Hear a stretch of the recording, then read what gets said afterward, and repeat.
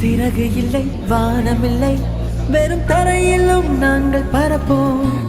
இளமை இது ஒரு முறைதான் துளி மிச்சமில்லாமல் ருசிப்போம்.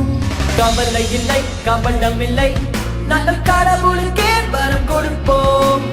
எரிமலையோ பெருமழையோ எங்கள் நெஞ்சில் நிமிர்த்தி தான் நடப்போம். வரும் காலம் நமதாகும் வரலாறு படைப்போம். உறங்காமல் அதற்காக உழைப்போம்.